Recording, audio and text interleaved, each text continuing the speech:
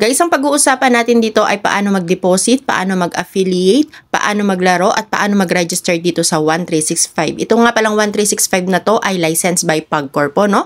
Sa mga gusto pang mag-register, nandiyan sa description link po, click nyo lang po yan para makapag-register kayo dito sa ating 1365 na gaming app, Scatter Legit Gaming App po, no? Marami pong games na pwedeng paglaruan dito, katulad ng mga Scatter, ayan yung color game dito po, no? Pwede nyo rin pong gamitin yung bonus nyo na ipapanglaro nyo siya, no? Wala kayo lalabas na pera, bonus lang po yung gagamitin ninyo. Yung umuulan doon sa money rain po, magpapaulan lang kayo sa money rain, so makiklaim nyo yung bonus din, pwede nyo siyang ilaro, kaya wala kayong perang ilalabas para makapaglaro po dito. At pwede kayong mag-affiliate, no?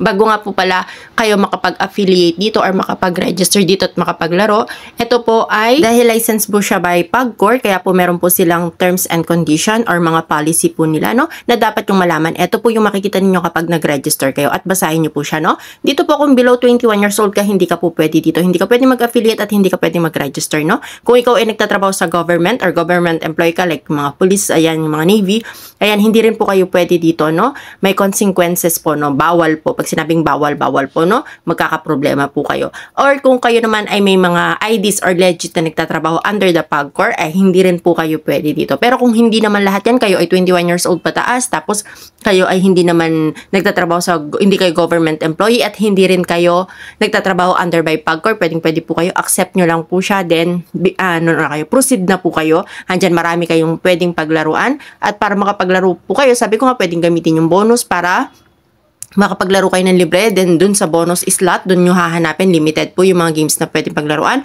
At kung gusto nyo naman mag-games, pwede tayo mag-deposit, no? Sa pag-deposit po, ganito po yung gagawin niyo. Pwede po kayong mag-direct dyan sa may taas na nakikita ninyong deposit, click nyo lang po yan, mapupunta na kayo doon. At o kaya naman yung nakalagay na wallet sa baba sa may kanan, click nyo lang din po yun, mapupunta kayo. Same po yung pupuntahan ninyo once na kinlik nyo yung deposit na yan sa taas or yung wallet dyan sa baba. Ito po yung makikita ninyo. Dito po sa part na to, dahil deposit yung pinag-uusapan natin, so yun po yung i-discuss natin. Click nyo lang po yung deposit. Pag na-click nyo yung deposit, andyan yung GCash, bank, or QRPH, or kaya Maya. Click nyo lang po yan kung saan manggagaling yung i-deposit nyo. So, kung halimbawa ako GCash, ayan. Tapos dito sa baba may mga nakalagay na 20, 50, 100. So, choose nyo lang po kung magkano po yung i-deposit ninyo. At meron din naman po dito sa baba na kung gusto mo ng 150, ganyan, or whatever man, i-type nyo na lang po kung magkano i-deposit nyo. So, click nyo lang po yon or itap nyo yan kung saan manggagaling at saka kung magkano po yung i-deposit ninyo. Pagkatapos po, isa-submit nyo lang po siya. Click nyo yung submit. Pagkatapos po yung open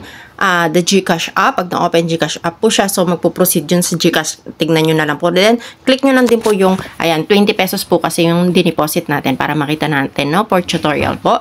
Pagkatapos po dito sa part na to, ayan na, meron na. So, makikita nyo sa taas yung 0.48 ngayon, makikita nyo ay papasok na po yung 20 pesos na kinash in natin or dineposit natin dito sa ating 1365 po. At pwede na kayo maglaro gamit po yung deposit niyo. Kung mag-affiliate naman po kayo, dyan sa baba nakikita nyo yung affiliate na nakalagay, click nyo lang po yan, then scroll up, makikita nyo dun yung share it with your friends, tapos may copy paste nyo lang po, then share.